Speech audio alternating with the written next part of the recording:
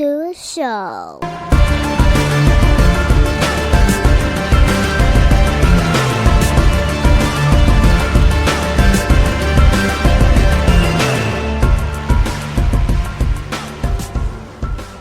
What's up, everybody, and welcome back to another episode of Off the Mats podcast. Sorry, I apologize. I just drank a Faygo fruit punch, and now childhood diabetes. You know, all the taste right here in the can. So, this week on the podcast, I've recently been sitting down with a lot of teammates over at Crazy 88. It actually wasn't by design. It's just I run into folks. I'm like, hey, I've been wanting to sit down and talk with you. You know, y'all want to come through to the podcast, and just happen to everybody kind of in a row. So that's how we doing it.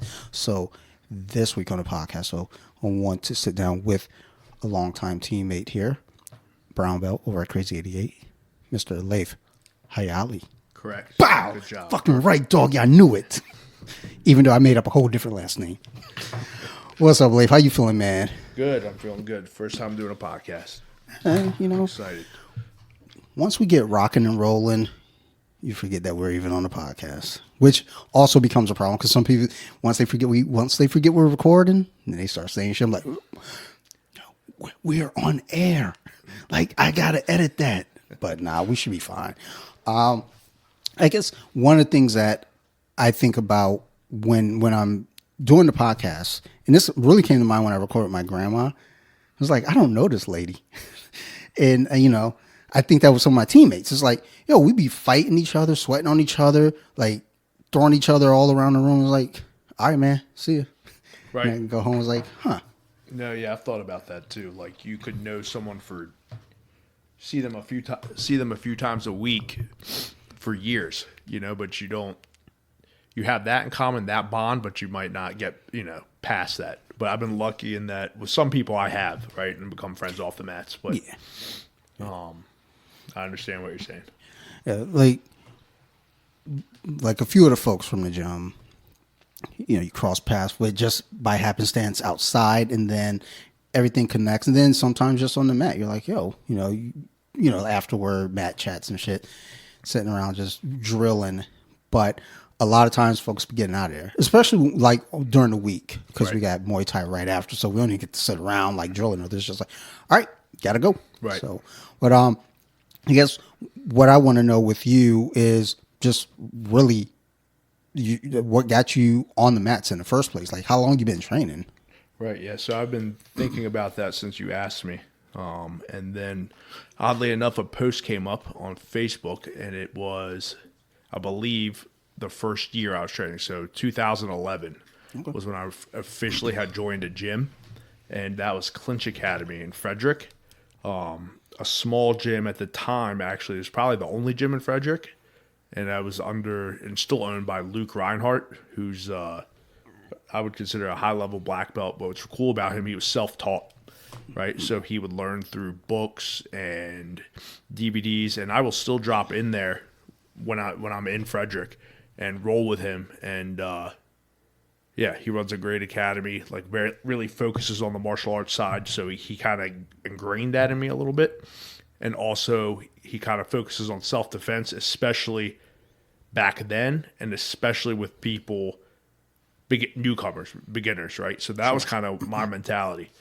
And so how I got into it, is that what you asked? How I got into it? Yeah. It was, so growing up, I didn't have any like formal training, but I was, looking back, I realized I kind of a wild kid, and would get into like scraps and stuff as young as elementary school. Again, no formal, like my dad would have me like punch his hands or something, right? Yeah. And I guess watch movies and be like, oh, I could try that, you know, and I'd try that, and kind of got would get in trouble. I realized it was something I was kind of somewhat good at, or at least, I didn't get in trouble for fighting, right? Oddly enough, like my parents are foreign, and they just didn't. They thought it was kind of normal, right? And then I remember getting older, and at some point, kind of wrestling with a friend who was smaller than me, and he got the better of me when we were wrestling around. And I remember thinking like, that is something that I'm not good at, right? Like, you know, and I was just something like a mental note, not good at that. And then years that, you know, like that part of it, without any striking or, you know, scrapping, just wrestling around, he got the better of me, made a note of that. And then years go by, a friend of mine started training and he invited me to train, and I was thinking about it today. I'm pretty sure he just wanted to whip up on me, right? So that's definitely what he was doing. So he invites me, and it was a Gold's Gym in Frederick. This is before Clinch Academy. So I dabbled a little bit before I signed up there, but Gold's Gym, and they just rolled out a mat. There's a purple belt that taught, and my friend and everyone else just kind of, you know, was able to manhandle me basically. And I was like, wow, that's crazy. Like I couldn't, you know, it was kind of, I thought it was really cool that they could do that, right? And it was, but at the time it was too expensive. So I think it was like $50 a month, right? And I was like, oh, I can't afford that. At the time, it seemed like a lot. So I waited, and then I signed up at Clinch Academy in Frederick. Yep. Nice. And, like you said about 2011. Yeah, roughly? 2011. That's when I officially started, like, multiple times a week training under someone. Yep. Okay. Cool. And getting on the mat, was it just jiu-jitsu at first, or was it like jiu-jitsu, like MMA, Muay Thai, like kind of a blend of things? Right. That's a good question. So the job market was terrible then. If anyone remembers, so 2011, it was terrible. And yeah, it was really bad. So I had just finished college, wasn't really working, I don't think, or I was doing odd jobs, working as a the hell is it called? A caterer, like a banquet server. I was a banquet server, just doing random stuff. And so I was training.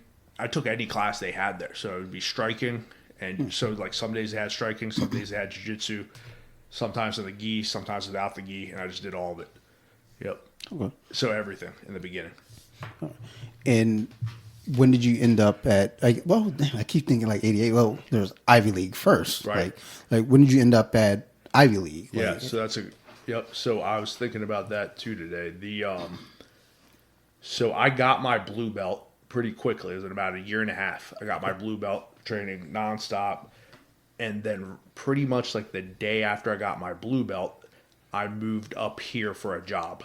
And because my wife, well, I guess she was my girlfriend at the time. So my girlfriend, which is crazy, she was, she moved to Annapolis. She graduated.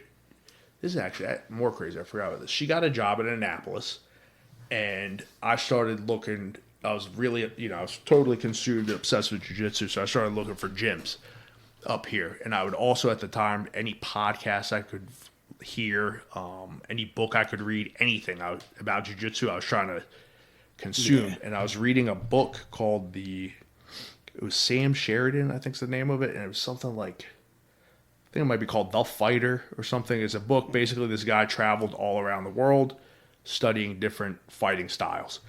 And at one point in the book, he's at Militich Fight Systems, and I guess it's in Iowa, I think. Yeah. And it mentions, as I'm reading this book, I'm also like looking up gyms online, and I believe I had checked out Ivy League. My plan was to check out all the gyms in the area, then pick. But I'm reading this book, and it mentions Danny Ives in the book. I was like, holy shit, all right, definitely signing up there. To me, that was like, that was like a star factor or something. I thought that was cool. I sign up, and that's how it kind of started. Yep. Nice. And he coincidentally, his space at the time was right next to my wife's work, right? So it was a small world. So like literally next door, and then it's actually right where 88 is now. Oh, yeah. Okay. Yep. Did not know that. Yeah. I'd heard somehow my therapist, I guess she knows the area well, so she knew that Ivy League had moved a few times somehow, some way. I'm pretty sure she doesn't train. She never trained. Yeah, so it was right where it is now, maybe like a unit or two down. Huh. Or up. I did not know. Yeah. So that was Ivy League. And then pretty much soon after I signed up there, they moved over, I guess, closer to Arnold by the YWCA, and he was there for a few years. And then they moved back. Yeah, that's where I ended up starting up when they were down there by the Y, and then now we're back over in Severna Park, I guess. So, Right. Yep. yeah, that's cool. Because I always wonder, especially in the early times with folks train, is like, how did you end up here specifically? Because it's always interesting to see how folks, first off, found martial arts, jiu-jitsu, whatever it may be, and then ended up at a specific place. Sometimes you have folks just like, I walked into this place and I've been there ever since, or I started here, then I transitioned there, or, in some cases, like I started off with, Muay Thai and, went to Right. jiu-jitsu instead. Yeah, and I guess another thing too, would you'd put in Danny Ives, like if you would search it at the time, his name would come up as like, especially back then, like I believe he's one of the first American purple belts to medal. There was some like history between him and Henzo Gracie that would come up, and then he was a part of Team Lloyd Irvin, who at the time was like he was doing a lot of marketing, and I was a new blue belt, so I was like eating that up, and I thought that's gonna be cool. That's where I want to go. That's gonna be super cool.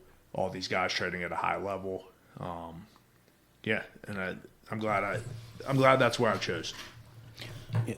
Yeah, same. Like, I still have a lot of the training from those early Ivy League days for me that it's kind of ingrained in me, almost to a detriment.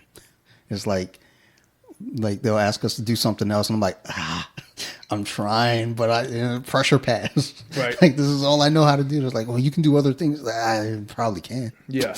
Yeah. No, I credit Danny. I was thinking about this today. I credit Danny with maybe a no nonsense, like no fluff approach, kind of, right? Yeah. Right. Like he wouldn't necessarily say like grab here, 2 inches under the knee with the, grip facing down. He'd say like grab the knee. Yeah. Like he'd say, like he'd condense a move into like 3-4 steps, Yeah. And that kind of got me, it just got me to roll different. And I was thinking today, like I got to purple from blue to purple was based on like grit and pain and, like smashing and getting better. Right. But, he made me more comfortable, I guess, banging it out in the room. Right. Yeah. Yeah. So, and the wrestling, he taught or had the patience to show me wrestling, which, thinking about that, like teaching a 27-year-old how to wrestle who'd never taken a penetration step, never done anything, I mean, it's painful, right? To see someone that, right? But he showed me, and I kind of took to it, and it was pretty cool. Yeah, there's a level of patience that comes with that. That, funny enough, it's like if you're around Danny, you think like on surface, like, oh, he doesn't have the patience, but like if you know him, it's like, no, he's actually a great instructor. Right. Yeah, and then just to sit and show someone at that age, like I kind of didn't realize it at the time, but to learn how to wrestle or to grapple in general in my mind, it's young, but now, like by today's standards, pretty kind of old. Start at like 25, 26, now you'll have people 18 that have 10 years in, or, it's, there's not a lot of opportunities to learn how to wrestle unless you go to like an MMA gym or jiu-jitsu gym, right? When you're older. So that's pretty neat. Like one of the newer guys tonight, the white belt that I was working with, like I'm, just kind of back and forth with him, just chatting. I was like, oh, I wrestled. I'm like, oh, cool. How long? I was like, about 10 years. I was like, oh, okay. Right. I can't remember how old he is, but he's not very old. Yeah, no, that's good to know. Right, exactly. So that's why I put my kid in wrestling from when he was young, just because I was like, look, even if you don't like it, I don't want you to go through the hell of like trying to learn it when you're older. It's pretty rough. And so I put him in, and just so, because when a wrestler comes in, especially back then, or especially, even now, right? Like a hard-nosed wrestler are a lot to handle, right? Yeah. So that was something, so I put my kid in it just because I think it's a good base, kind of for Absolutely. everything. And then you see that in MMA, how good it is. Yeah, wrestling, I feel like is a source. Right. Somebody comes in, if they at least got a little bit of wrestling, they've already got, they've got some footing. You at least have an idea. And you can build. Yeah, and you can feel it too. Like today, there's a guy visiting from Gracie Baja. So me and Dante were just training before we came in here, and a guy was visiting and felt like I was partnered up with him. His jiu-jitsu felt a little weird, but then we started rolling. I was like, all right, he definitely wrestled, right? So he was like, you could tell he wrestled, right? He looked it. Yeah, you could tell he wrestled, and then that's good to know because then it's like it's full throttle with them. You can't you're not feeling him out. He might be wearing a white belt, but he wrestled 15 years, right? So. Plenty of those have come through. Right. It's like, oh, look at this guy, and put you on your head. It's like, okay. Yeah, yep. New approach. Yeah. Actually, I wanted to roll with him. I was like, every time it was time to switch, I was like, okay, let me get paired up with this guy. I want to, not an ego thing. It was like, it's just like, oh, someone new. I want to play. I want to see. Right. And it was like, yeah, okay, that's fine. Yeah. Maybe next time. Yeah. I think he might join. So. Yeah, hopefully. But yeah, the just kind of the growth though through martial arts, over the years especially, because like when we think about like the early UFC, it was like jiu-jitsu, and then during like that 02, 01 through like 04, you had like Matt Hughes and like just all the wrestling heavy, and then it kind of went away for a minute, and it feels like now in grappling we're kind of back to kind of a wrestling, I don't want to say base, but it's like you see a lot more people taking wrestling seriously versus like, it's just wrestling. We do jiu-jitsu, we choke people. It's like, hey, you need to wrestle though. Right. Yeah, right, exactly. And that was a huge, it wasn't just because I think I was in awe of how easy it was for someone smaller to beat me. I was actually in awe of how calm they could do it, right? So calmly, a little maneuver, a little move here, I'm upside down, and at the time when I started, I had been lifting for years, right? So I was strong. I thought I thought I could fight. And then you get this like little skinny dude wrapping you up. And I was like, I was in awe of that. And I was also aware of the UFCs, right? So that kind of got me big time. And I would watch them. I'd watch them. I'd watch all the Hicks and Gracie, I think it was called Choke. Yeah. Watch that. I'd watch like some, UFC documentaries about the Gracies. And I was like, this is it. This is the shit. I don't know. No more striking. Yeah, that I still tell my buddy, like he wants to join, but he's like, I want to do boxing. I was like, okay, that's fine. I mean, we got Muay Thai. He was like, well, no, I want to kick. I want to box. I was like, okay. Right. Like, I mean, I get it, but if some shit happens, yeah, like you might want to know how to control that distance. Right. If somebody wraps you up, takes you down, you might want to know how to handle that. There's a lot to it. Yeah, I did do. I did Taekwondo for a little bit in middle school, and I think I did karate for a little bit in elementary school. Like I'd watch the Karate Kid and get amped. My parents would sign me up, and then like it'd fizzle out. And then for whatever reason, I signed up for Taekwondo in middle school, and I think I kind of knew, like even though we would spar, you're kind of taught to like hold your the kick and stuff. It's like point sparring. You get in trouble, if you connect it too hard. And I think I knew there was something off with that, right? That, and I think that's why I like the wrestling, the boxing, and the jiu-jitsu, because there's the live component that's real. And I've heard someone say, and they kind of pointed it out, and I think is a good point. Like all of the legit, quote unquote, legit styles have a live component, right? Yeah. So so it's the Muay Thai, the Jiu-Jitsu, Sambo, all of that have a live component. I was actually watching the video before coming in to train tonight. There was talk about like the martial arts that will work in a street fight.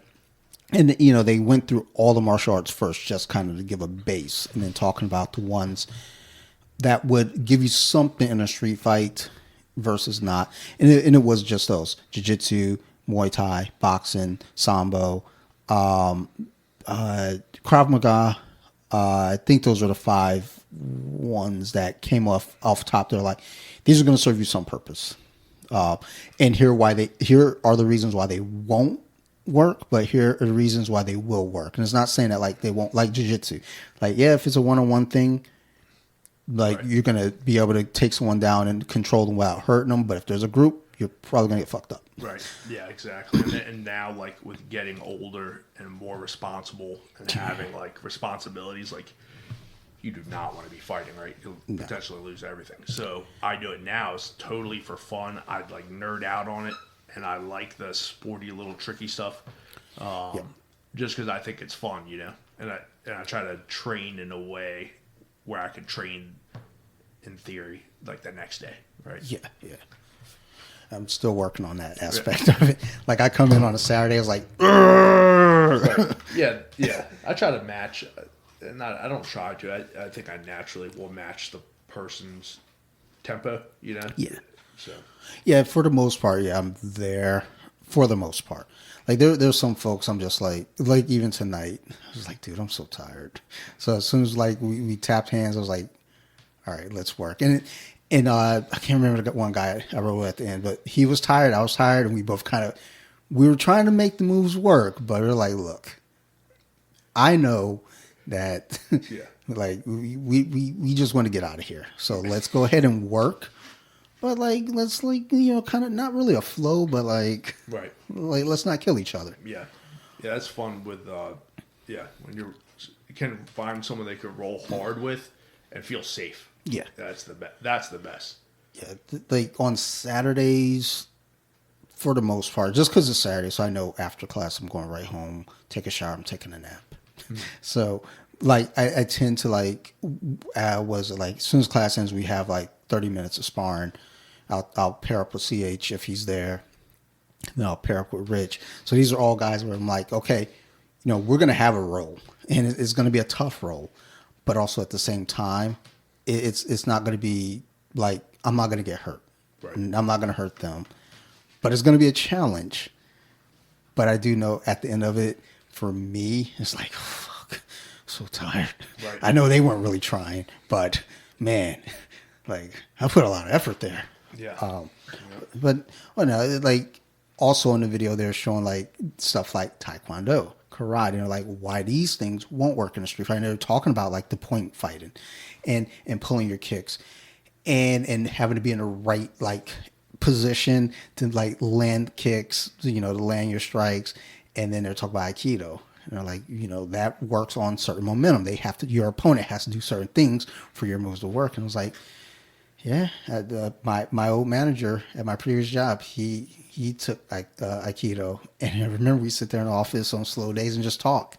And he was like, "Well, what if I did this to you?" I was like, "I would slam you, and then after that, I'm going to mount you, and you're going to carry all my weight." And he was like, Right. No, but what if I do this? I was like, "That's not going to work either. Like, Right. stop." Yeah, not to hate on them, but yeah, they can really get lose touch of reality, right? But I guess not to completely shit on it. There's stuff I guess you could take. Like I think they might have some wrist locks. Yeah, they have a lot of wrist They have locks. some wrist locks probably that are legit. And And then I guess even Taekwondo, like I'm sure from my understanding, like the way it's practiced, let's say in Korea, Mm-hmm. is going to be very different than over here in a strip mall. Like they're doing it harder, and some of those like big spin kicks you'll see guys pull off in the UFC or like a front snap kick and stuff like that. Benson Henderson, I think his base. Yeah. Him and Pettis, I think Anthony Pettis. I think both of them were Taekwondo bases. Right. And they used it in the cage in some capacity. Right. Because I think one thing people always lose sight of is like, just because that's your base doesn't mean you don't know other things. Right. Like you can blend it with your other stuff to set up things. Right. Yeah. My understanding is, I'm pretty casual about all of it, but from what I understand is that like traditional martial arts guys the way their stance, like, or even like Conor McGregor, I believe came from karate, can throw people for a loop, like, even Muay Thai guys or, your people who came up straight MMA. That if someone comes with a karate stance or a taekwondo stance, it can throw them off with their distance coming in and out. The Lyoto Machida, I think he was one of the first with the karate. And I just really like all of it, Yeah, it was always fun looking at those earlier UFC just the different blends at first. But then once the games start to change a little bit, then you get to start seeing someone like Machida come in, and it's like, oh, he has a karate base, and his stance threw everyone off at first because they're like, how do we deal with this guy? Because he's not standing how everyone else is standing. So what do we do? And eventually, with MMA, you study enough, you start figuring them out. And the game is at a point now where you have to, like, we look at someone like Connor. And Connor, he's exciting, but as time went on, I don't think he was really growing with the game. I think he was like, hey, I got this. It works for me. I'm excited. And it still, is effective. But I think other folks were like, well, look, we're going to start doing some different things here. It's going to really throw stuff for a loop. Dustin Poirier, he's been around for a long time, and he always was evolving. And I'm sure if Connor didn't get $100 million, right, I think he would have still been hustling and changing and evolving and growing. It's like, once you get a bunch of money, you're kind of like, right, I think I got chill a little bit. Yeah. Let's go get a yacht. Yeah, exactly. And a bunch of drugs. Yeah. And it's changed. Yeah. Everything has changed so much. Like in 2011, there was probably, you'd have a gym every hour. There'd be a gym, you drive an hour, another gym, drive an hour, another gym. Now there's like 5 gyms, in a few miles. And I guess it makes sense. Like if the gym did his job, right, it was open 10 years and created a bunch of black belts, and then they go, there's going to be a lot more gyms. But it's just wild how much has changed. I'm grateful that it's like kind of matured as a business, right? Mm-hmm. So like, I like training and stuff, but I need the class to start on time. I need the class to end on time. Yep. I need there to be a working water fountain. I need, if they bill me, to bill me properly on the same day. Like, I like that I can rent a gi, right? I like that the mats are cleaned, like things like that. I like that. I like that, and I like that I like receive it. That I feel like the service has gone up, which is kind of cool. Definitely. Yeah. I think along where we train at, did I get louder? I think my mic. Oh, there it went. I think along like where we train on Richie, I think there are 3 gyms, like right, within 3 miles of each right, other, if not closer. Yeah. I was like, because I just saw one gym today, just randomly driving through, like the parking lots, and so I was like, oh shit, that's where that gym's at. Yeah. I didn't know that. Okay. Right. Yeah, there are a lot. I can think of at least 4. I'm very pleased with 88, and then kind of that they, Coach Keith and Julius and them, took over, because I love how it's kind of contagious how, for lack of a better word, like obsessed they are with jiu-jitsu, how into it they are, and that they're always studying it, right? So I've gone and rolled with people. So like through them, I've learned some of the more sporty stuff, right? So like, and very basic, like some of the worm guards, some of the, some of the bolo stuff, some of the more sporty stuff. And if you go and roll somewhere, the person could be, better than you, but you just throw something at them that they're not aware of or never seen, and you can end up winning. And I think that's really, really cool. And so in a way, I'm grateful that it's a competitive school, because it keeps us honest, right? So they have these competitors, they go out, they try it out they go compete at the highest level in our sport for their age and weight, and the coaches take it seriously. So they're like, they're refining it, trying to improve. I think they call it gathering data, make corrections, they go back, and then that trickles down to us, right? So like by default, we reap all those benefits. Yeah, that's one thing that I see a lot of with our gym, is that we don't all compete. Right. But, we still get that competition push, right, from those that do. And like you said, they go out, they bring back that information, they bring back the data, whichever word. One of them, yeah.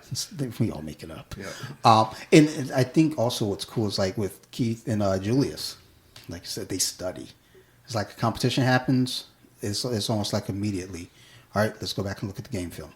And then as the game changes, they're moving with that trend too. They're seeing, okay, what's this that's going on now? All right. Is this something that, is going to be useful down the line, or is this just kind of a fad? You know, like you know, people jumping into buggy chokes, and it's like, is that something? Is that sustainable? Is that reasonable? Like, probably not. You're putting yourself in a bad spot, Right. like for a Hail Mary submission, and it does work for some folks, but you get some that are like, I'm going to try it, and they're like, no, you're stuck inside control now. Yeah. I'm embarrassed to say I've never tried it. It just looks like a lot of torque on my knee, you know? And I've always kind of like an old-fashioned approach. Like I always just thought like you don't submit.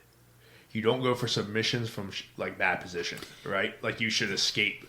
Like I never did like try to like, I remember there was a guy, he would key lock. You know, or Americana, I'd be passing his guard and he would snatch it and somehow key lock me as I was passing his guard, right? And it'd be like, but that's all he ever did, right? And it would work. But, or like kind of like you're taught maybe in the very beginning, you're going like crazy and you're trying to like choke the person from close guard. Yeah. Right? You know, I was like, I didn't want to be the crazy guy, so I really got away from that. I try to, only look for submissions like from a good position, right? But that stuff is legit. I wouldn't mind. Maybe I'll try a buggy choke here next week. Let's see. I'll be sure not to roll with you because I don't want to be the one. Right. Now, it just looks like a lot of torque on your knee, and if the person postures up, it looks like even more. I feel like that would mess up my hip. The hips? Yeah. Just like looking at it, it's like that doesn't look good for my hip. Yeah. And I'm pretty sure I might be making this up. Like I'm pretty sure I saw somebody snap their own leg. Really? Like I think they either snapped their arm or a leg or something. They fucked themselves up doing it, and it was like, well, I've been seeing people have been snapping their forearms on with rear naked chokes. Like if it's on the chin, the forearm snaps, which I guess your jaw is stronger than your chin, but I would think your jaw would snap, right? Yeah. Like if it was like, right, if your jaw slipped at all off the line, I would think it would snap. But yeah, I think like 2 or 3 recently. Yeah, the one people keep sending it to me. I'm like, dude, I don't want to see this again. Right? Yeah, I don't like that stuff either. I didn't want to see it the first time. Yeah, and honestly, the first time it got sent to me, I didn't even know what I was watching. I was like, what okay, what are we like? What's going on here? And then that just popped. Right. Yep. But I don't know. Like whenever I go for any submission, I'm always trying to make sure I'm in like the most dominant position I can be in to get the submission. You know, it's like I don't want to try to go for a Hail Mary. Right. It was like, unless it's like a wrist lock on some funsy stuff. Right. Like, Yeah, I guess some of it's fun. I have been thinking recently, I was like, you know what? I'm just going to change it up. So I tried to not do strongman moves pretty much, the whole time. Try not to do strongman moves and still would be, accused of doing strongman moves, right? So then I'm thinking, you know what? The hell with it. I'm going to start ripping Kimuras, right? From like bottom half, or Julius, when he came up to teach for a few weeks, did like a series from Kimuras from bottom half, how to defend them from top half, and then how to keep and maintain them from bottom half. And I was like, this is a strong ass position, right? Like a knee shield sitting up for a Kimura. It is a strongman move, but it's pretty dominant. I mean, like if you rip it, right? I think that's the thing though too, is like there's a time and place, right? Yeah. Yep. It's like when I look at certain moves, like I'll do them. It's like, is this appropriate to do this at this moment, or am I just delaying? Right. Because there are times I'll go for a Kimura with no intentions of getting the Kimura. It's just I'm just trying to slow you down, and it works until they're like, okay, I'm sick of this. They get out and then punish me more, and I'm like, fuck, I'm sorry. Right. Yeah. No. Yeah. I guess I get pissed if someone's if someone puts me in a Kimura from if I'm on top half, I'm like, you little mother. Yeah. Well, like, and I will admit, half the time it's like the intent is not to get the Kimura. It's like hopefully to like get you to move, right, or even get a sweep. Right. It's a good handle. Yeah. It's a good grip. If I can get a sweep out of it, that's really the goal. But if I just get you to move a little bit so I can make some other adjustments, all right, that's acceptable. But at no point do I think, I'm going to submit this person. Because honestly, I'm just like, Hail Mary? Nah. Like, it's always weird for me at least, just trying to, again, shoot for something where it's like, I hope, right. I'm praying for this one. Yeah. Yeah. Yeah.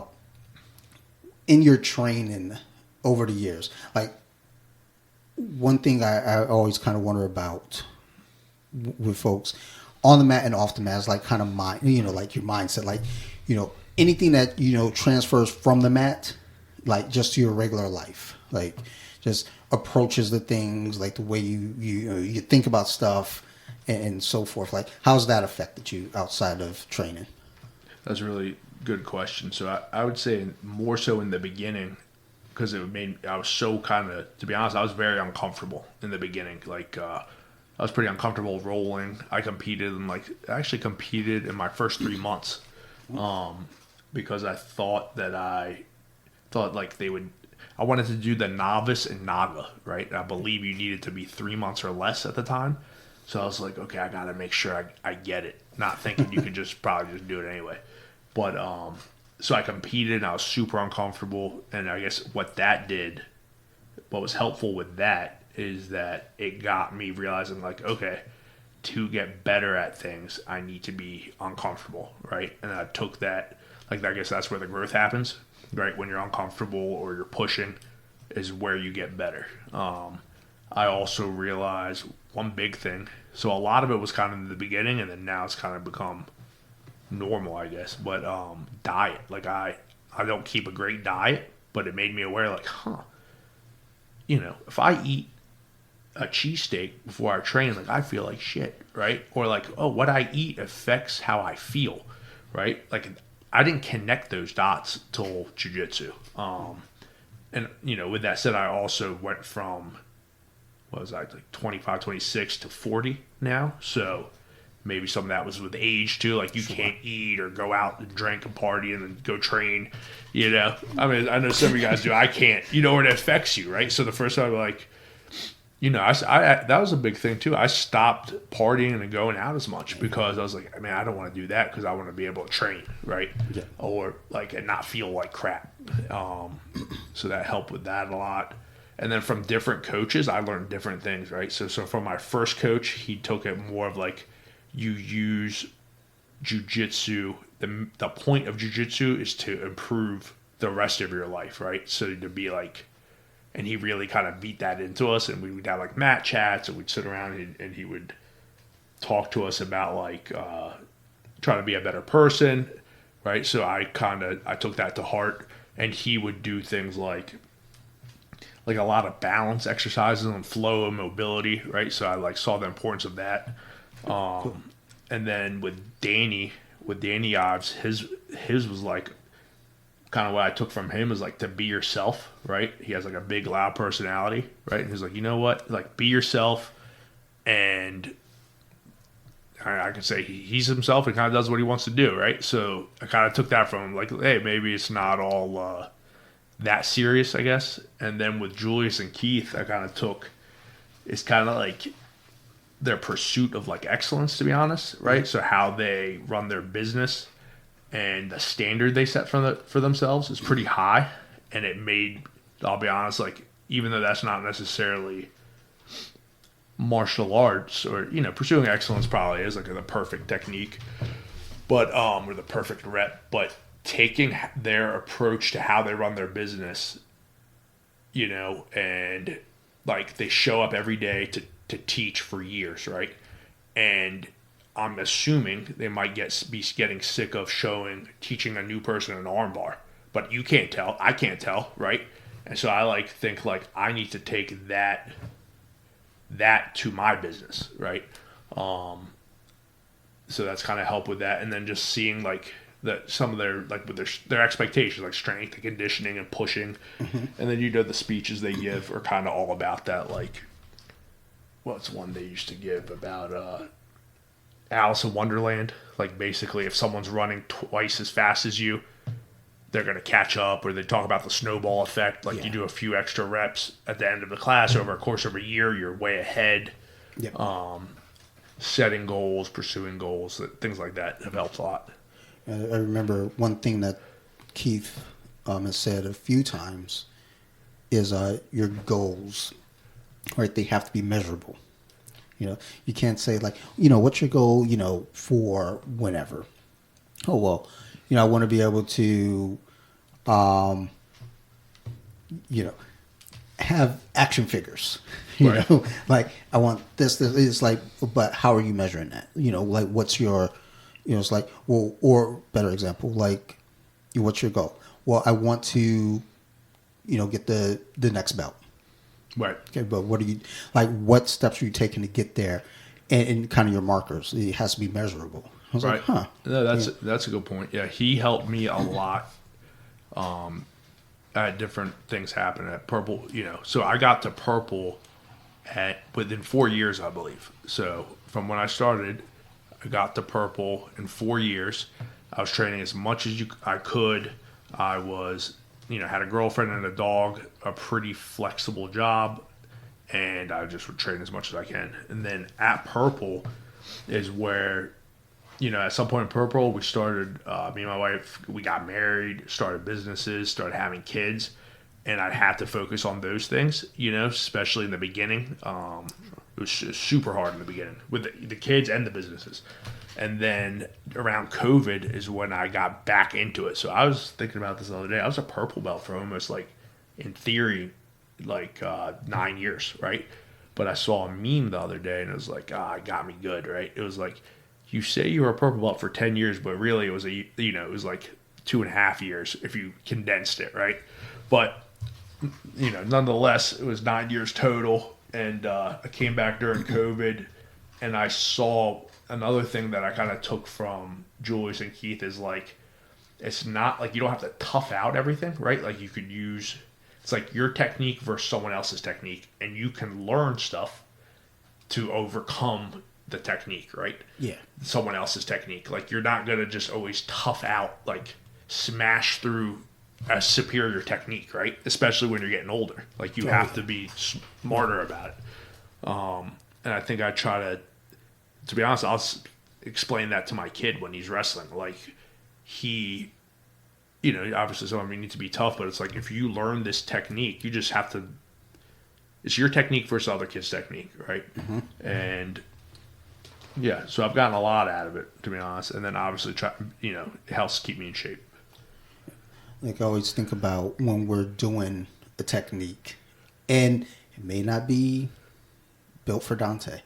Right. If we're inverting, I was like, probably not something that I'm going to regularly do, but I want to learn it because someone else is going to do it. I have to understand. I have to recognize it. And then, you know, that then gives me the ideal of how do I beat that? Because I know they're going to be doing it. So even if I'm drilling it and it's not, you know, perfect, it's not the best, I'm still getting kind of the ideal now. It's like, okay, because, you know, you get someone like Kyle. You know, he might invert on you here and there.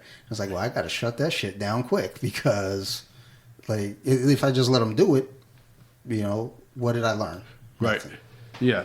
Yeah, I like it. And they do like almost like a paper, rock, scissor approach. So it's be like, this system beats this system, or this movement kills this movement, right? And they get that from studying film and stuff. So I like it. It's like, I'll watch a little bit of film here and there. But nothing like them. So it's like I get to, again, reap those benefits, right? So they've cut all of that trial and error, and they can just say, like, the underhook kills this, or, you know, looking at it that way kind of got me to switch my mindset. Like, I would just try to shove whatever the saying goes, in a square in a peg or something like that. Like, right in the beginning, it'd be like, early purple, it'd be like, everything's going to be, you know, either I'm turtling or wrestling up from, it's half guard smashing and I'm trying to wrestle up, right? That's it. It was like, well, you know, there could be other ways. There are other options on the table. There are other ways that it can be done, and, you know, so.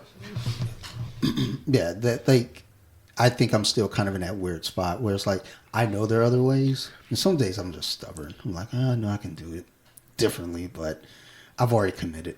Like, I'm here. Right. Like, and, you know, but you know, that's one of the beauties of where we're training at is, you know, we have so many resources. We have so many great coaches, great minds there that it's like, okay, well, look, we know you're doing this.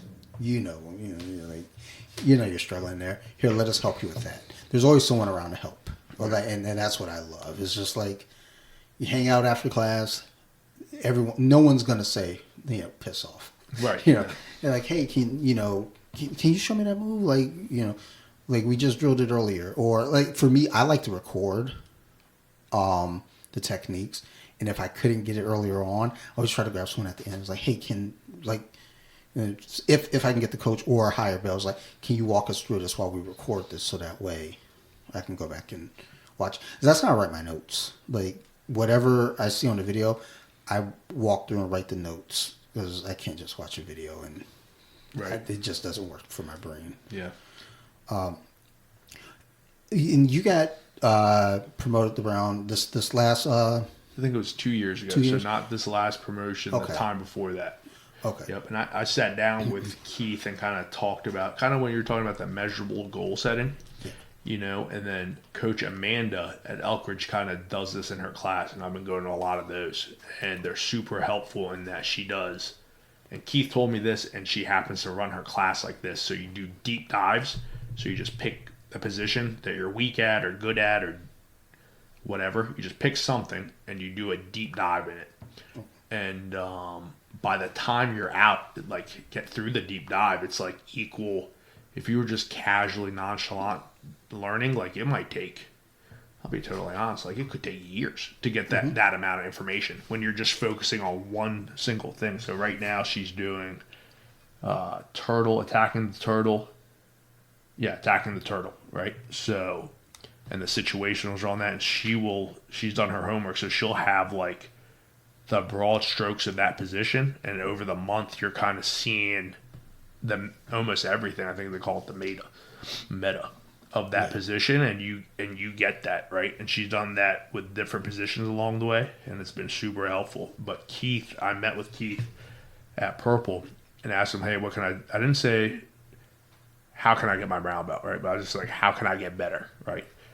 And he was like, maybe working more on the modern stuff. I was like, okay, how do you do that? And then he suggested, like, he was saying that when he came up, he was told 90-day focus, but that was way too long. Like, keep it for a quarter, right?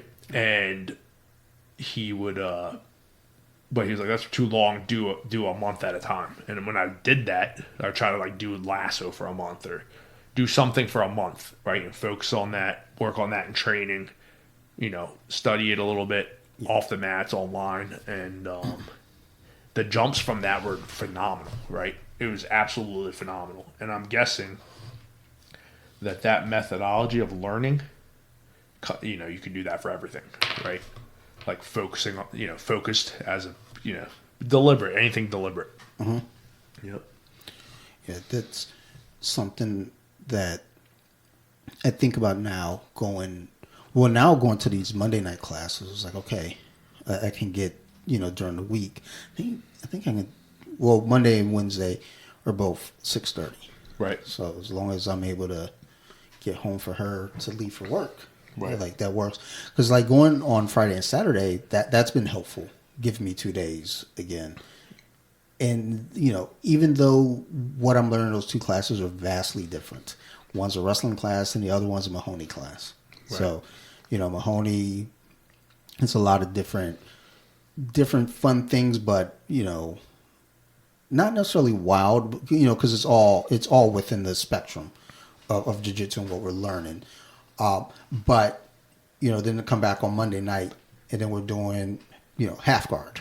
It's like, okay, but now I know it's like, okay, I can kind of get to these more consistently too and just kind of get an iron focus. Right. Because I remember my first year, I was only making the Saturday class over at Ivy League. And I remember just thinking, I was like, dude, I don't think I'm getting any better. Yeah, that's hard. And also I was a white belt, like at the very beginning. So I like what is getting better? Right. At white belt, I don't know. So yeah.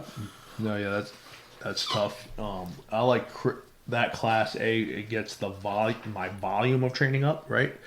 So unfortunately now with what I have going on, I aim if I can get to 3 a week, I'm happy. And this class helps me do that by adding it. And someone like Christian, he's a blue belt, but he is so immersed and so plugged in to the current jiu-jitsu and studies and watches things. Like you can learn from him a lot, right? So he's doing he's into like octopus guard. He knows like who the best, competitors are at each weight. He knows the history.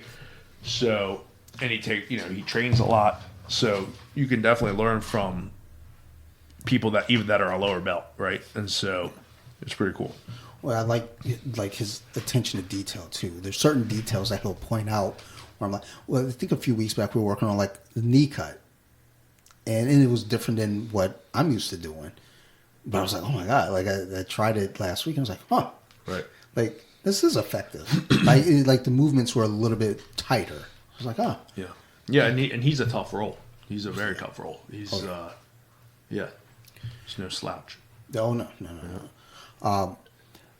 Right now, at your current point, like, what are some things that you feel like you might be struggling with, and trying to, I guess, maybe like a plateau or something that you're trying to get through? That's a good question. So my conditioning has always been a thing, and right now it's particularly bad. So that is, what's the worst part of that is like I have control over that, right? So like for a little bit I was doing Tabatas excuse me, on a Aerodon bike, and just in a few weeks I felt a lot better and I could roll a lot more. So that's something that's always held me back, and right now my conditioning is very bad. But as far as like technique, and it might always be this, but it'd be guard retention. Retaining guard without like kicking people, right? No up kicks. Like I want like a nice smooth looking guard, right? That, and then maybe, to be honest, finishing more. So I'll get a lot of position, but maybe just throwing more submissions into it. Sure. Adding more submissions to my game. That's good. Like, I'm always curious about that with everyone, because I get concerned about my own plateaus. Because like I always look at it as like it's just like a plate, just like with Thanksgiving dinner. It's like everything's on, and I'm like, oh my god, there's so many things. Like what's holding me back? So I always ask everybody else is like, what's something that like you might be struggling with, and then it kind of like, oh, okay, that's relatable. Like I'm there too. Okay, Right. Like I'm normal. Like we're all normal. Right. One particular spot that I've been sticking on, I've been meaning to ask, is when, and it might just be, it's just a great technique, like the Marcelo Garcia side control escape, where you're pushing on, behind the armpit or the elbow, and you're using both hands and switching. This is a pain in the ass. It'll be a pain in the ass. And again, and I've changed how I do top side so that I can be more mobile, right? So it's not pure pressure, to be more mobile, and that's helped some, but still people can kind of get that escape, the Marcelo escape from side control is something I need to get rid of, right? I feel like if I'm on top, I should be able to stay on top side as long as I want. Yeah. Yeah, that's like no one should be escaping top side, bottom side. Mm-hmm. Like that's one that for a minute that was similar to me. I was like having the same problem, and the same move. And was it last summer, 2 summers ago? I worked with Mahoney, and like we just worked on pressure and kind of positioning my body for pressure, and not even like realizing.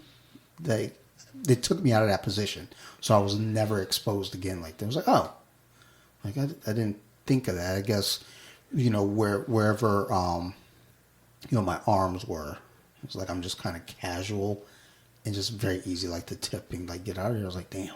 But now I was like, oh, okay, that's not an issue anymore. Guess what, buddy? Right. Like now I've learned. Before we wrap up here, sorry. Oh my god. Fago fruit punch. There you go. Don't drink this before a podcast, y'all. My bad. Like I thought, I got excited. I saw the shit in the Dollar Tree. I was like, oh my god, they got grape and fruit punch now. Yo, let me grab. Fago, let me grab 2 cases of these. I know Fanta is good. I don't know if I've had Fago. Fago's Midwest. Is it? Yeah, it's like rail soda.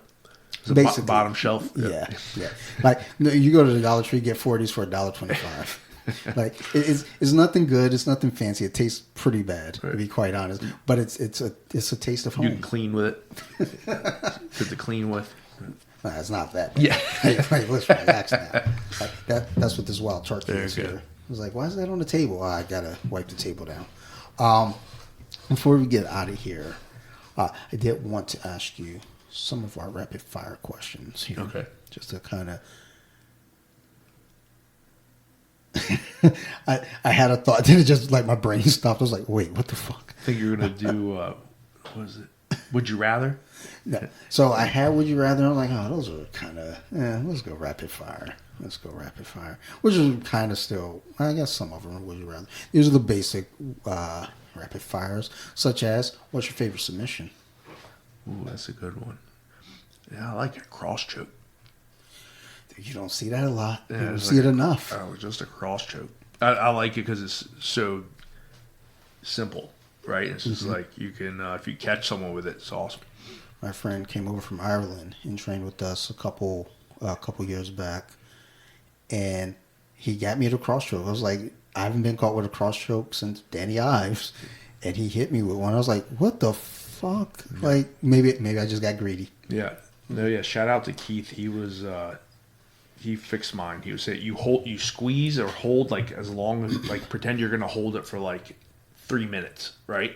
Instead of just burning it out. So if you just give that amount of tension, it really helps. Gotcha. Yeah. Noted. Gi or no gi? Gi. You know, us older fellas, you know, Yeah. got to slow the game down, put the gi on, I love it. Yeah. keep these young whippersnappers in place. What's the worst injury, if any, that you've had? I've had a lot of little injuries, nothing crazy. So I broke my hand.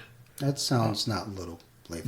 Yeah, I broke my hand. I was visiting a gym I was in Mount, and I was like, did like a high mount MMA. Like I don't know what I was doing. I was a new blue belt, and the guy did like the knee to the butt thing, and I just snapped my.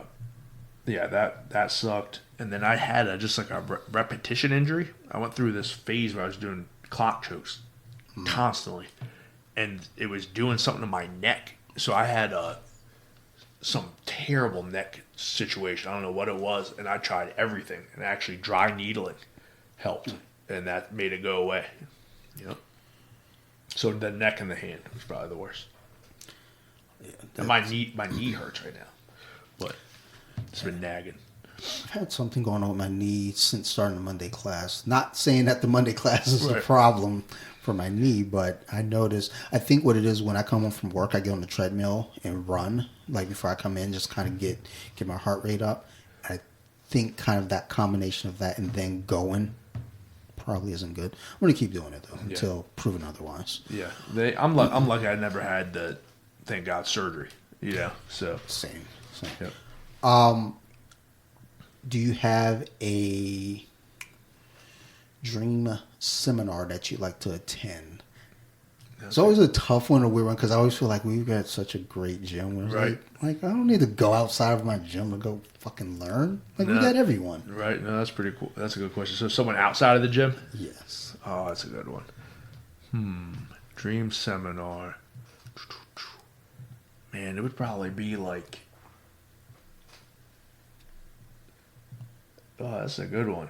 Some like, I don't know if I'd go celebrity or not. Maybe like Danaher if I got like a ton of hours with him. Sure. But to be honest, I think Coach Julius has an excellent mind for jiu-jitsu, right? So like if he had the time to, if I could just pick his brain for 3 hours on every position, that'd be awesome. Yeah.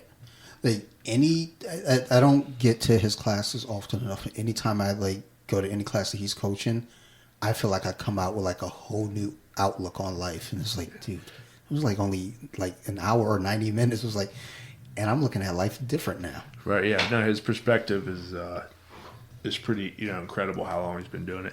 And maybe some of the big personalities like Henzo. That's a tough one. Yeah, it is. It's some of those fun ones. It's like, I'd just be curious. Yeah, I just kicked myself for not going to check them out when I first started, right? Because I think they were maybe still teaching a class here or there. And now I think they're just, on the beach or something. I did go to Marcelo. I visited Marcelo Garcia's when I first started up in New York. It was pretty cool. Yeah. Nice. And then last one. Who's the toughest role at the gym for you? That's a good one. Yeah, Navarro gives me a lot of trouble. Navarro. That name keeps coming up. Yeah. Oh, yeah, yeah. His is for the danger factor. Oh, yeah. But let submissions from every angle. Yeah. CH, man, he's always, he's tough. He doesn't, he's never playing around. Like, you slap hands, and he's not mean, but, like, he's not, like, he's trying to win the role. Yeah. Right? He's tough. And yeah, those guys are pretty. Probably Navarro and CH really.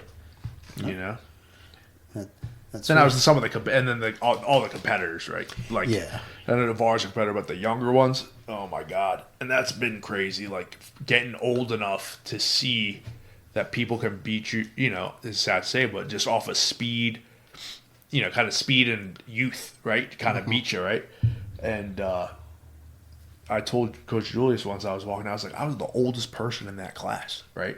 Like by a long shot, right? And he was like, well, if things go how they're supposed to, that's kind of what's supposed to happen, right? Eventually, you're the oldest one, right? Yeah. It's like, damn, yeah, it's crazy. True. Yeah. It's crazy to see some of the kid competitors like Liam. Like who's like a little kid, right. And now he's like, you're a grown up, like you're approaching grown up status, right. And he's a fun role and still very very nice kid, very respectful, but still a tough role. Right. Like, this guy, there's a kid named Oscar, and I think he's training at Camp Springs. He would just run through me, right? I'm like, oh my god, he was tough. So a lot of them, man. They're tough, and they have their positions. They can get to them, and they're like, it's from one competition to the next, right? So it doesn't really turn off. Yeah. Well, good. Real quick. Yes, sir. We got a couple new folks at the gym today. A white belt wrestler and then the blue belt visiting from Gracie Baja. If there's new folks stepping onto the mat and they come up to you, I was like, hey man, I don't know what to do here. What's some advice you would give them as someone new and confused by it all? Right.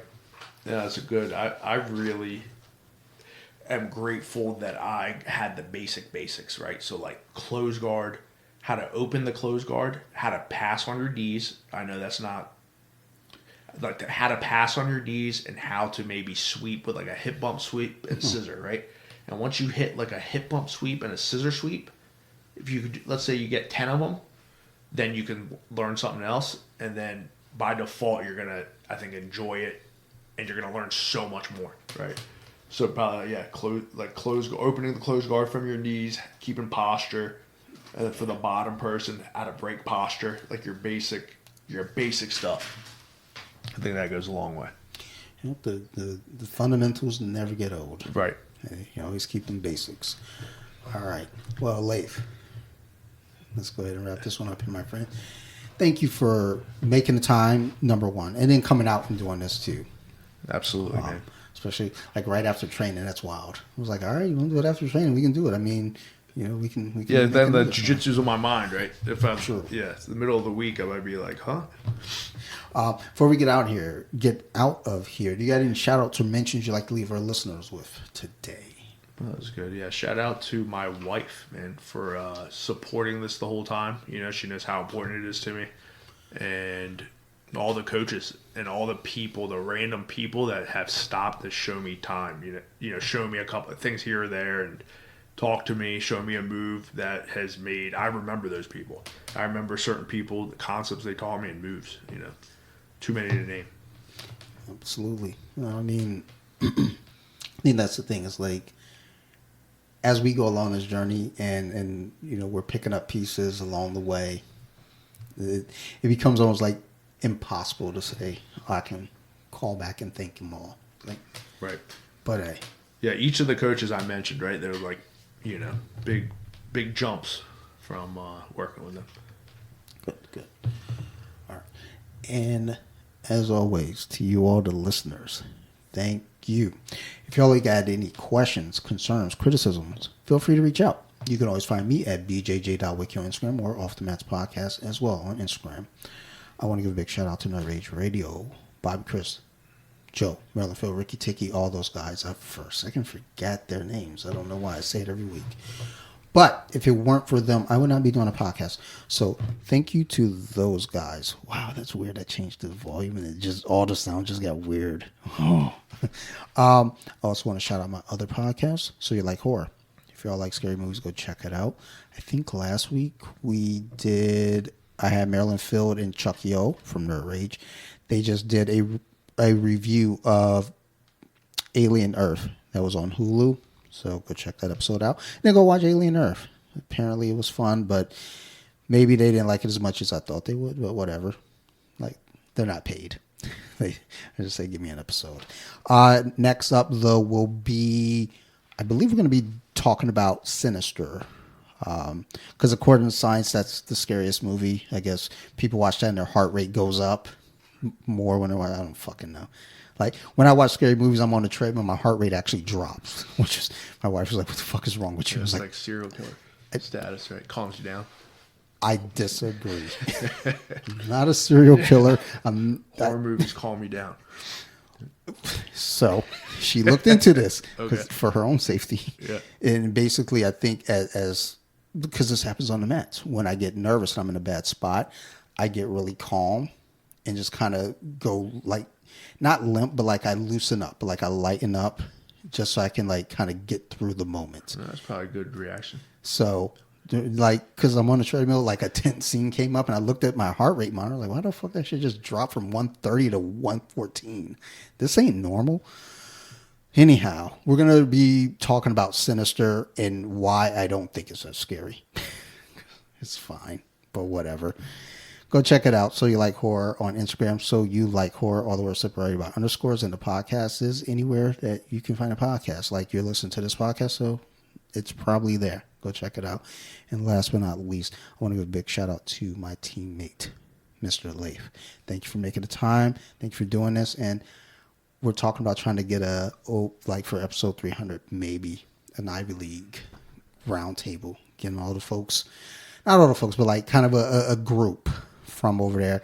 I look at it as like the people that I remember from my early days there. So I'm trying to kick the ideal around, just see what I can make happen. So if we can make that happen, you've got the time. We'd love to have you there.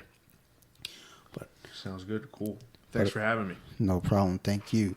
And again, to you guys listeners, thank you. We love you guys. You know what it is. Y'all keep listening. We're going to keep making these shows. Thank you, everybody. And goodbye.